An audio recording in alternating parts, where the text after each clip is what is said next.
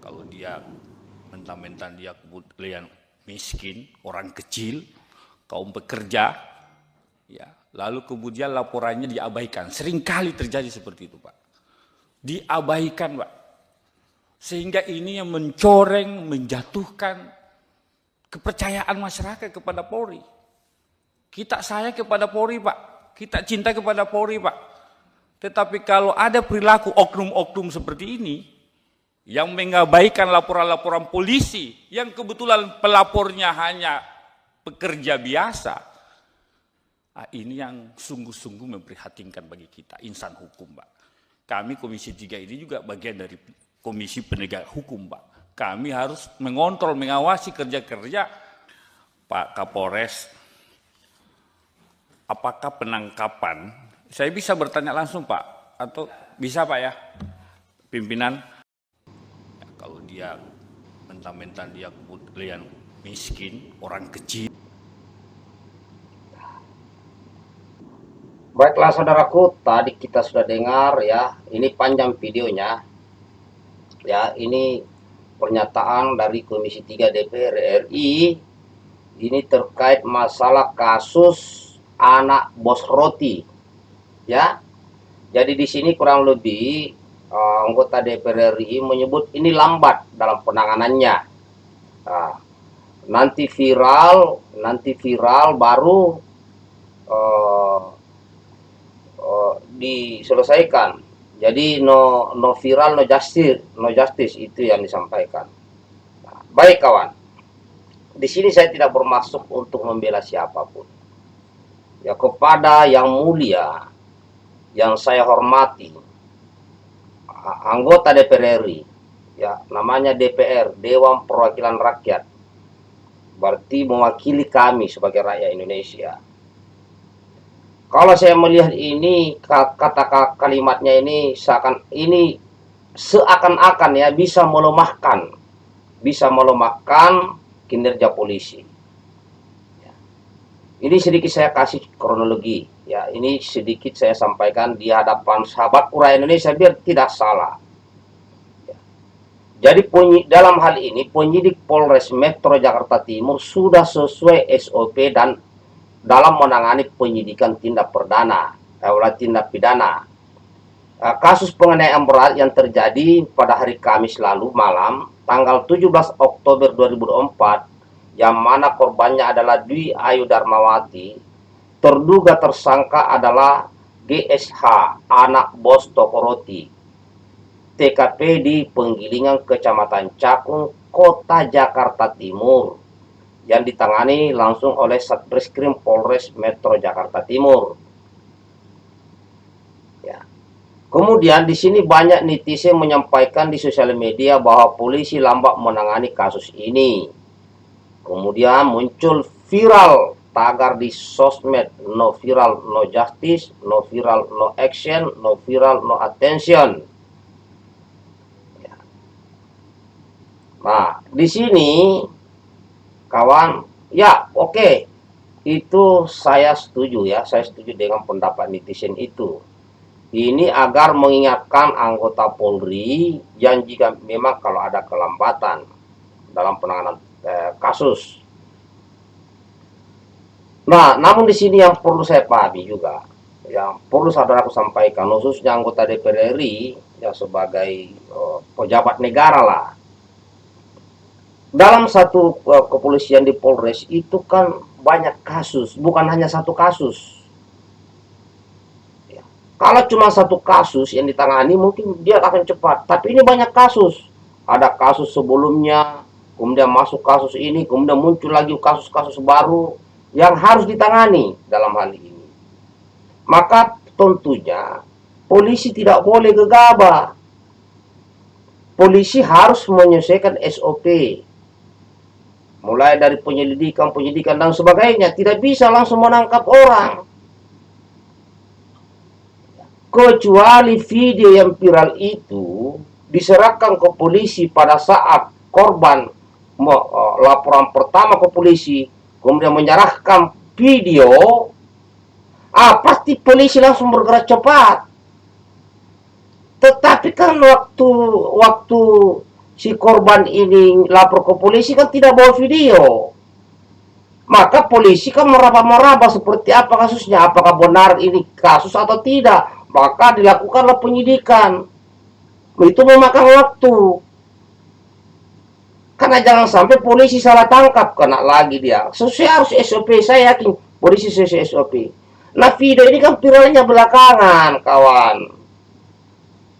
Setelah 2 bulan baru video ini dipiralkan. Nah, polisi pun taunya juga di media sosial, maka langsung bergerak. Jadi jangan kita sebagai anggota DPR RI ini mengambil suatu keputusan sendiri, kesimpulan sendiri bahwa polisi ini lambat menangani kalau orang miskin. Tidak begitu. Kalau ada oknum-oknum polisi misalnya yang lambat, ini oknum ya, itu memang harus kita kritik. Tapi jangan menjustis seakan-akan seluruh polisi ini seperti itu.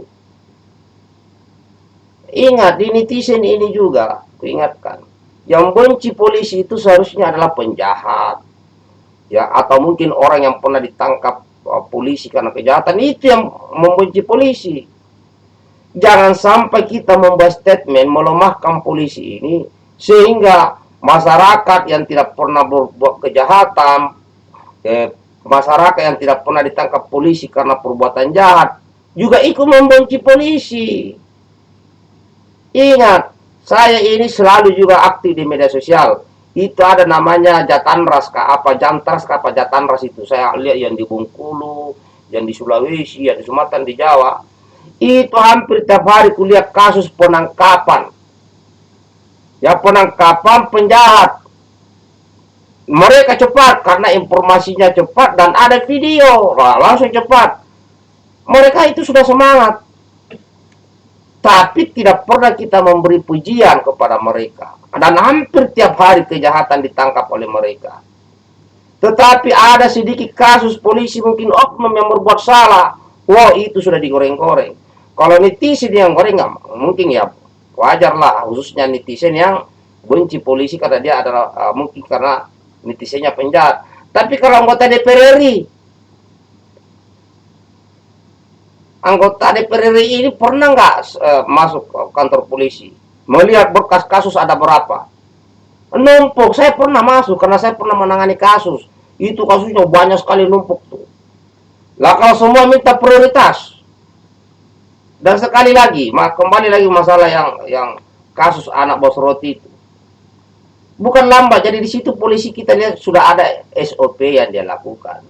Tidak mungkin laporan hari ini langsung bergerak hari ini, karena ada kasus sebelumnya lagi berjalan juga lagi ditangani, jadi ngantri.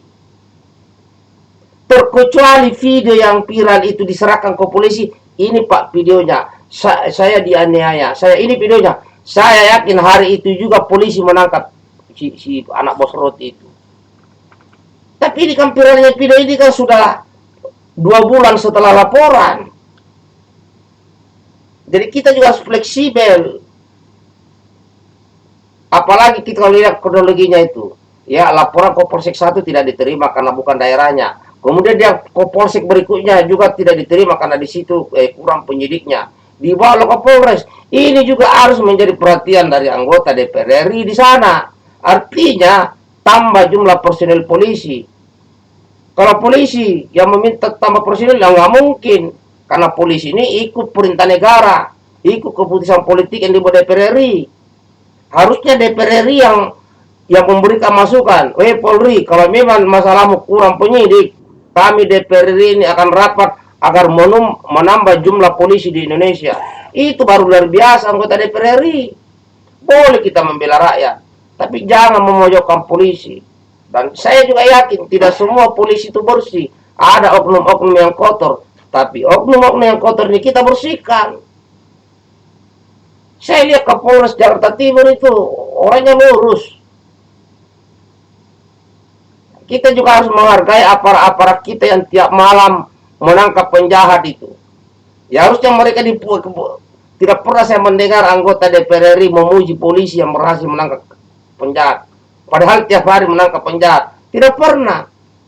Walaupun polisi itu tidak minta pujian, tapi kalau tidak dipuji dia semangat. Yang saya ini, ya yang saya ini khawatirkan, ya kalau sekaliber anggota DPR RI ini, ya hanya bisa melemahkan polisi, takutnya mereka kehilangan semangat menangkap penjahat. Walaupun kita harus pahami juga, ya saya ulangi, tidak semua polisi itu bersih, tidak. Ada oknum-oknumnya itu yang kotor-kotor dan itu pasti ketangkap.